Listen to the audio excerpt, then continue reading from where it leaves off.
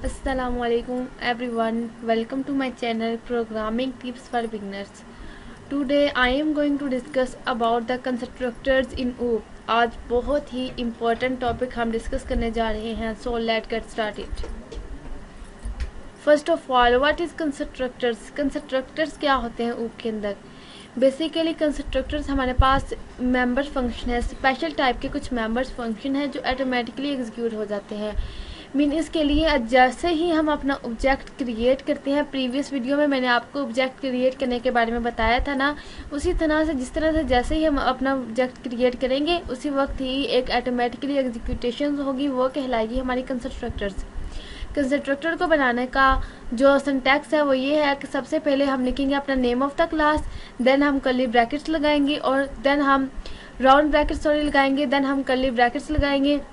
Name of the class mean कि जो हमारी क्लास का नेम होगा उसी को ही हम यूज़ करेंगे, वही हमारा स्पेशल टाइप का फंक्शन बन जाएगा। और कर्ली ब्रैकेट्स के अंदर बॉडी आ जाएगी कंस्ट्रक्टर्स की। जिस तरह से इस एग्जांपल में देखेंगे, स्टूडेंट क्लास के नेम है, उसके बाद मेरे पास राउंड ब्रैकेट, उसके बाद मेरे पास कर्ली ब्रैकेट्स के अंदर मैंने कुछ सी आउट में वर्ड्स लिखे हैं, हेलो स्टूडेंट्स। बॉडी जो है ये इसको रिप्रेजेंट करेगी। सो अब हम प्रूव करते हैं कि अब वाकई ही अब हम किसी भी ऊप की क्लास में हम कंस्ट्रक्टर को ऑटोमेटिकली एग्जीक्यूट करवा सकते हैं कि वाकई ही ऐसे ही है। सो चलते हैं हम अपने कोड ब्लॉक की तरफ, इसको रन करके देख लेते हैं। यहाँ पे कंस्ट्रक्टर बनाने के लिए आपको ये काम करना होगा कि अपनी क्लास का नेम लिखना होगा, यहाँ पे राउंड ब्रैकेट, उसके बाद कर्ली ब्रैकेट्स। यहाँ पे सिर्फ हम कोई भी स्टेटमेंट प्रिंट करवा के देख लेते हैं क्या ये जो है वो वैसे ही काम कर रहा है जैसे मैंने आपको बताया। देखिए हमारे पास ऑलरेडी नीचे आप देख सकते हैं मेन फंक्शन के अंदर हमारे पास ऑब्जेक्ट क्रिएट हो चुका है, ऑलरेडी मैंने ऑब्जेक्ट बनाया हुआ है। इस अब मैंने आप देख लें कि कहीं पे भी अभी जो मैंने कंस्ट्रक्टर बनाया है वो नीचे कॉल नहीं करवाया। अब हम प्रिंट करके देख लेते हैं क्या जो मैं कह रही हूँ वैसे ही है, वैसे ही जो जैसे हमारा प्रोग्राम रन होगा क्या वो स्टेटमेंट प्रिंट करवाएगा, क्या वो ऑटोमेटिकली एग्जीक्यूट होगा। So let get started. आप देखेंगे इस मेरी कंसोल स्क्रीन के ऊपर हेलो वर्ड जो है, हेलो जस्ट ये वाला वर्ड जो है वो प्रिंट हो चुका है, बट मैंने तो कंस्ट्रक्टर को कॉल ही नहीं करवाया था, तो इसका मतलब ये है कि ये ऑटोमेटिकली एग्जीक्यूट हो जाता है। देन हमारे पास नेक्स्ट स्लाइड में है कंस्ट्रक्टर्स। देख लिया हमने कंस्ट्रक्टर किस तरह से बनाते हैं। अब कुछ इंपॉर्टेंट पॉइंट्स है कंस्ट्रक्टर्स के। कंस्ट्रक्टर्स मीन कि हमारे पास कुछ नॉर्मल फंक्शन होते हैं जिस तरह से वैसे ही कंस्ट्रक्टर का काम है, बट बात यह है कि जो कंस्ट्रक्टर है वो कोई भी रिटर्न टाइप या कोई भी वैल्यू को रिटर्न नहीं करेगा। जो हमारे पास सिंपल फंक्शंस होते हैं, नॉर्मल जो फंक्शंस होते हैं वो बेसिकली कुछ ना कुछ रिटर्न ज़रूर करते हैं, ठीक है।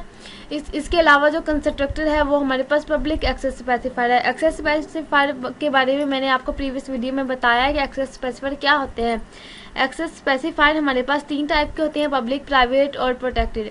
तो जैसे ही हम पब्लिक लिखेंगे, पब्लिक के अंदर ही हम अपना कंस्ट्रक्टर बना सकते हैं, प्राइवेट में नहीं बना सकते, क्योंकि प्राइवेट के डाटा मेंबर जितने भी डिक्लेयर किए जाते हैं प्राइवेट के अंदर रहते हुए उसे हम क्लास से बाहर एक्सेस नहीं कर सकते। उसके बाद जो कंस्ट्रक्टर है इसके अंदर हम मैनी आर्गूमेंट्स पास कर सकते हैं। आर्गूमेंट मीन कि हम पैरामीटर्स पास कर सकते हैं कंस्ट्रक्टर के अंदर। जो हमने राउंड ब्रैकेट्स लगाई है ना उसके अंदर हम कुछ आर्गूमेंट्स पास करेंगे, एज अ पैरामीटर पास करेंगे ऑब्जेक्ट के। फिर हम उसी पैरामीटर्स को यूज़ करते हुए ऑब्जेक्ट के अंदर अपनी वैल्यू लिखेंगे, देन वही कंसोल स्क्रीन पर प्रिंट होगी। देन हमारे पास एक छोटा सा एक आप ये समझ लें कि एक ट्रिक है कि कुछ कंस्ट्रक्टर जो है वो आर्गुमेंट कंस्ट्रक्टर्स होते हैं, कुछ होते हैं विदाउट आर्गुमेंट कंस्ट्रक्टर्स। सबसे पहले तो आपको कंस्ट्रक्टर जो विदाउट आर्गुमेंट कंस्ट्रक्टर है उसके बारे में पता होना चाहिए, मीन के जिसके अंदर हम इनिशियलाइजेशन करते हैं किसी भी वेरिएबल्स के। इसके लिए क्या होगा कि हमारे पास कोई भी आर्गुमेंट पास नहीं होगा। यहाँ से आप देख सकते हैं कोई भी आर्गुमेंट पास नहीं होगा। इसका सिंटैक्स ये है कि हम क्लास का नेम लिखेंगे, राउंड ब्रैकेट्स लिखेंगे, राउंड ब्रैकेट के अंदर कोई भी मैंने आर्गुमेंट अभी पास नहीं किया, जस्ट मैंने अपने वेरिएबल को इनिशियलाइज करवाया है 0 से। अब अगर मेरा वेरिएबल इंटीजर टाइप का होगा तो मैं 0 से इनिशियलाइज करवाऊंगा, अगर स्ट्रिंग का टाइप का होगा तो मेरा नल होगा, अगर करैक्टर का टाइप का भी होगा तब भी वो नल ही होगा। इंटीजर टाइप का 0 इसलिए होगा क्योंकि ये हमारे पास इंटीजर टाइप जो है वो 0 का मतलब यही होता है कि हमारे पास कोई भी वैल्यू नहीं है, यही इनिशियलाइजेशन वैल्यू है। उसके बाद एग्जाम्पल में आप देखेंगे स्टूडेंट क्लास का नेम है, उसके बाद राउंड ब्रैकेट, उसके बाद कर्ली ब्रैकेट, उसके बाद जो रोल नंबर मैंने प्रीवियस वीडियो में प्राइवेट डाटा मेंबर डिक्लेयर किया था उसको मैंने 0 से इनिशियलाइज करवाया हुआ है। अब हम चलते हैं अपने कोड ब्लॉक की तरफ, इसको भी बना के देख लेते हैं ताकि साथ साथ आपको पता चलता रहे किस किस तरह से इसने वर्क करना है। ये तो हमारे पास था सिंपल। अब हम इसको रिमूव करते हैं। अब हम देखते हैं विदाउट आर्गुमेंट का कंस्ट्रक्टर किस तरह से बनाते हैं। उसको बनाने के लिए आप अपनी क्लास के नेम लिखेंगे, राउंड ब्रैकेट्स के बाद कर्ली ब्रैकेट्स, और जो हमारे पास प्राइवेट डाटा मेंबर्स डिक्लेयर होगा, प्राइवेट में मेरे पास इंटीजर रोल नंबर है ना, तो रोल नंबर जो मेरे पास डिक्लेयर है होगा, जितने भी मेरे पास डाटा मेंबर्स डिक्लेयर होंगे उन सबको मैंने इनिशियलाइज करने हैं अपने कंस्ट्रक्टर के अंदर। तो यहाँ पे मेरे पास जस्ट एक रोल नंबर है, वो भी इंटीजर टाइप का, तो इसलिए इसको इनिशियलाइज कर रही हूँ मैं 0 से। ठीक है, नेक्स्ट देखते हैं हम। नेक्स्ट हम देखते हैं कि आर्गुमेंट कंस्ट्रक्टर किस तरह से काम करता है। सबसे पहले जो है मैंने आपको बताया कि विदाउट आर्गुमेंट कंस्ट्रक्टर में इनकी इनिशियलाइजेशन कैसे होती है किसी भी कंस्ट्रक्टर की। अब हम देखते हैं विद आर्गुमेंट कंस्ट्रक्टर कि आर्गुमेंट कंस्ट्रक्टर किस तरह से बनता है। उसको बनाने के लिए हम मल्टीपल आर्गुमेंट पास कर सकते हैं। उसको बनाने के लिए का तरीका, उसका सिंटैक्स, उसका रूल ये है कि सबसे पहले हम क्लास का नेम लिखेंगे, उसके बाद हमारे पास कुछ राउंड ब्रैकेट्स के अंदर आर्गुमेंट पास होंगे। आर्गुमेंट पास करने आप C++ में अच्छे से जानते होंगे किस तरह से फंक्शन में आर्गुमेंट पास करते हैं, इसी तरह से हम कंस्ट्रक्टर में भी आर्गुमेंट को पास करेंगे। उसको पास करने का तरीका ये है कि डिक्लेयर न्यू वेरिएबल, हम जो भी वेरिएबल ऑलरेडी वहाँ पे प्राइवेट में डिक्लेयर कर चुके हैं ना, उसी को दोबारा से आगे चलाने के लिए हमने एक न्यू वेरिएबल डिक्लेयर कर लेना है, ताकि हम उसी वेरिएबल को आगे जाकर असाइन कर दें। असाइन करने के बाद उसको वैल्यू जो है वो असाइन करने के बाद उसको वैल्यू जो है वो असाइन करके अपने ऑब्जेक्टिव से गेट कर सकें। इसके बाद हम जो भी कर्ली ब्रैकेट्स लगाएंगे उसके अंदर जो फंक्शन की बॉडी होगी, उसके सबसे पहले जो पहले वाला जो पुराना हमारा वेरिएबल डिक्लेयर हो गया होगा ना, उसको लिखेंगे। अब जो अभी मैंने यहाँ पे देखे डिक्लेयर न्यू वेरिएबल, इसको डिक्लेयर किया है ना, तो न्यू वेरिएबल डिक्लेयर जो होगा उसको असाइन कर देंगे। ये मैं काम इसलिए करूँगी क्योंकि जैसे ही मैं अपना ऑब्जेक्ट क्रिएट करूँगी उसके अंदर वैल्यू पास करूँगी तो सबसे पहले इस आर्गुमेंट कंस्ट्रक्टर के पास आएगा, उसके अंदर जो भी वैल्यू होगी वो इसको असाइन कर देगा। आगे से ये जो न्यू डिक्लेयर वेरिएबल है ना, इसके अंदर जो भी वैल्यू होगी वो असाइन हो जाएगी। अब हमारे फर्स्ट वेरिएबल जो डिक्लेरेशन होगी उसको फिर हम उसी अपने पहले वाले पुराने वाले वेरिएबल्स को जो हमने पहले डिक्लेयर किया था उसके अंदर वैल्यू जो है वो स्टोर हो जाएगी। वैल्यू स्टोर होने के बाद फिर आपको वो सी आउट में प्रिंट करवा देगा जो भी आपने वैल्यू जो है वो स्टोर की होगी। एक और इम्पोर्टेंट बात कि वेरिएबल्स की डिक्लेरेशन में असाइनमेंट्स किस तरह से होती है। मीन कि देखें, अगर मैं यहाँ पे अपने राइट हैंड की तरफ से कोई भी वैल्यू देती हूँ तो वो हमेशा लेफ्ट साइड पर जो भी वेरिएबल होगा उसके अंदर स्टोर हो जाएगी। वेरिएबल्स मीन कि हमारे पास एक कंटेनर होता है जो हमारे हमारी वैल्यू को स्टोर करता है। ठीक है, इसके एग्जाम्पल में देख लें, स्टूडेंट मीन क्लास का नेम स्टूडेंट्स आके यहाँ पे मैंने एक न्यू वेरिएबल डिक्लेयर किया है ताकि मैं जैसे ही ऑब्जेक्ट के अंदर जो भी वैल्यू पास करूँ वो यहाँ पे आकर असाइन हो जाए इस रोल नंबर को। तो उसका मैंने दूसरा नाम रखा है रोल नंबर। रोल नंबर के अंदर जो भी वैल्यू आएगी वो आ जाएगी, वो असाइन हो जाएगी इस रोल नंबर को। सो हम चलते हैं अब अपने कोड ब्लॉक की तरफ, इसको भी देख लेते हैं किस तरह से इसने काम करना है। स्टूडेंट क्लास का नेम, उसके बाद यहाँ पे मैं एक वेरिएबल डिक्लेयर कर रही हूँ, मीन के एक पैरामीटर पास कर रही हूँ RN के नाम से, कर्ली ब्रैकेट्स। अब क्या होगा कि सबसे पहले जो हमारा पहले वाला डिक्लेयर वेरिएबल था वो था रोल नंबर, इसके अंदर मैंने उसके असाइन कर दिया RN।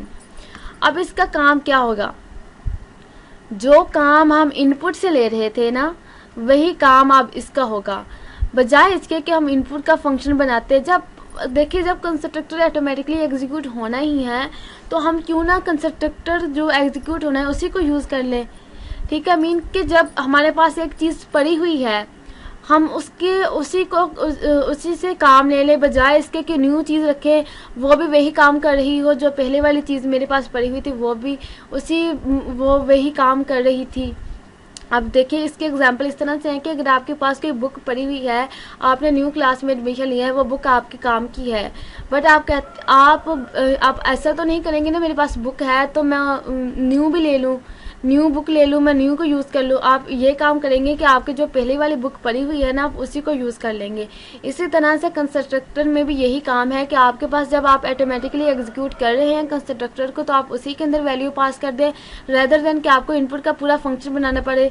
इससे ये होगा कि आपका जो कोड है वो भी कम हो जाएगा, रिड्यूस हो जाएगा, और जो आपका काम है वो भी इनिशियलाइजेशन भी हो जाएगी और आपका काम भी हो जाएगा। सो इसलिए हम अब इनपुट के फंक्शन को ख़त्म कर देते हैं। ठीक है, अब मेन फंक्शन के अंदर आते हैं। अब मैंने जो ऑब्जेक्ट इनपुट का फंक्शन कॉल करवाया था, इसको अब मैं कॉल नहीं करवा रही। अब ऑब्जेक्ट के अंदर ही मैं अपनी वैल्यू पास कर देती हूँ। लाइक रोल नंबर मैं 30 पास कर रही हूँ। अब इसको रन करके देख लेते हैं क्या वाकई ही मेरे 30 रोल नंबर प्रिंट होगा। अब देखें कि मेरा रोल नंबर 30 जो है वो प्रिंट हो चुका है। ये काम कैसे हुआ अब देखें।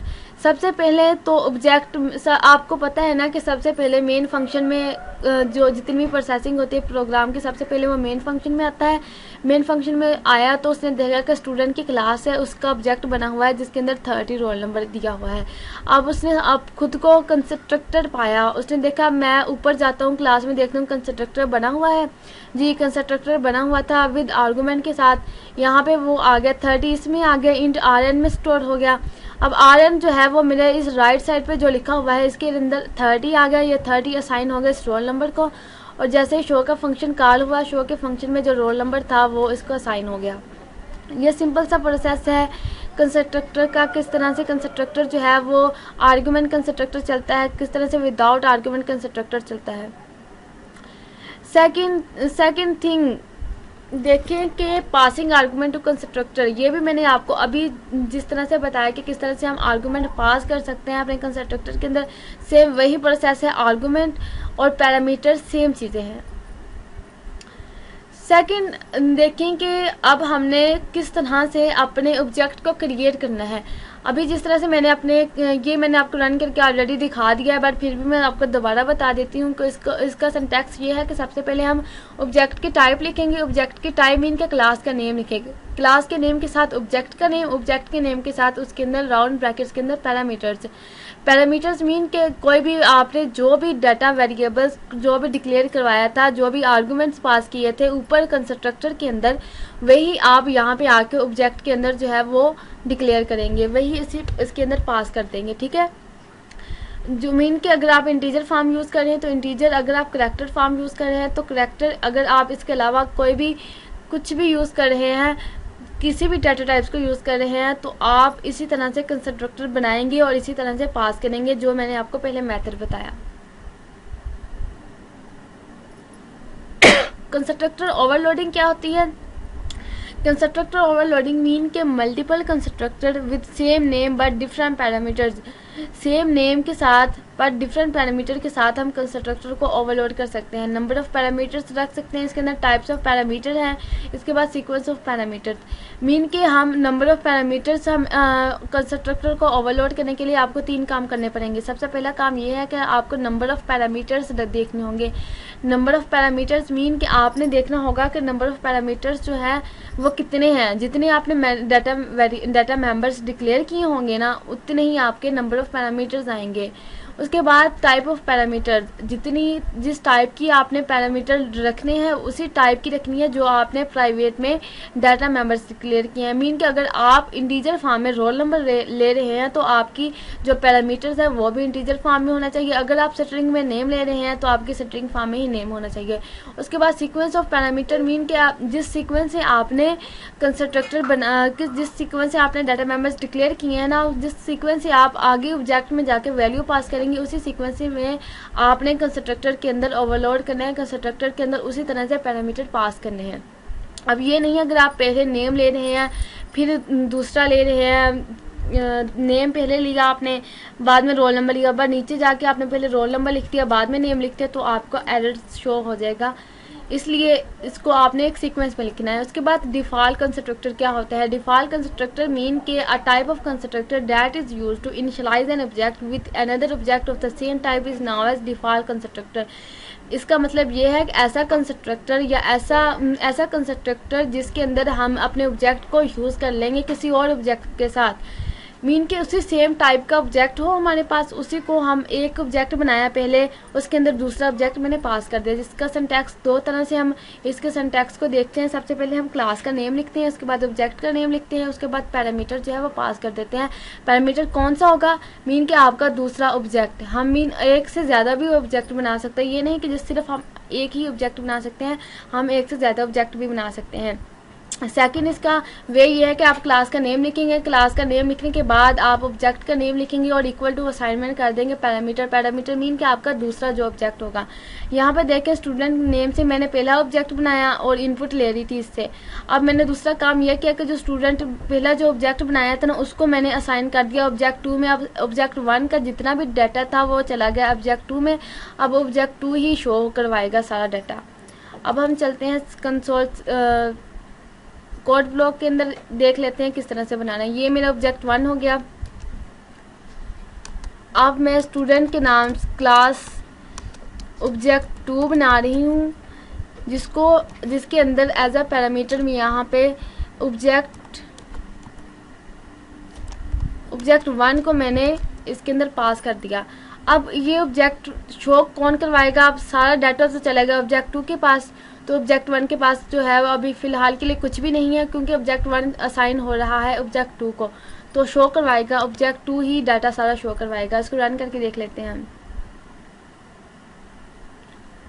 आप देख लें ये बिल्कुल सही काम कर रहा है। इवन कि यहाँ तो ऑब्जेक्ट 2 है, हमने तो डाटा दिया था ऑब्जेक्ट 1 में।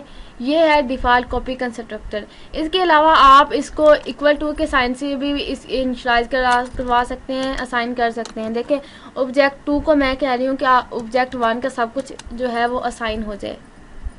इसको भी आप रन करके देख लेते हैं कि सही वर्क कर रहा है या नहीं। आप देख लें कि बिल्कुल सही रोल नंबर 30 जो है वो प्रिंट कर चुका है। ये बहुत ही सिंपल टाइप का कंस्ट्रक्टर है, ये बहुत ही इजी टाइप। ये अगर आप इस वीडियो को अच्छे से देख लेंगे, अगर आपको मेरी स्पीड ज़्यादा लगती है तो आप इसे थोड़ा कम करके, स्पीड कम करके भी देख सकते हैं। बहुत ही ये इजी है और आप इसे अच्छे से प्रिपेयर करें। ये आपके लिए ऊप के लिए बहुत ही इम्पोर्टेंट टॉपिक है। अगर आप इसको सीख लेते हैं तो ऊप में आपका बार बार ये काम आएगा। Thank you for watching. अगर आपको मेरी वीडियो पसंद आई है तो प्लीज़ लाइक करें, सब्सक्राइब करें my channel. Thank you for it. Next lecture में मैं आपको बताऊंगी इसके अलावा कुछ और टाइप्स, कुछ और ऊप के बारे में। ठीक है, थैंक यू फॉर वॉचिंग। अल्लाह हाफिज़।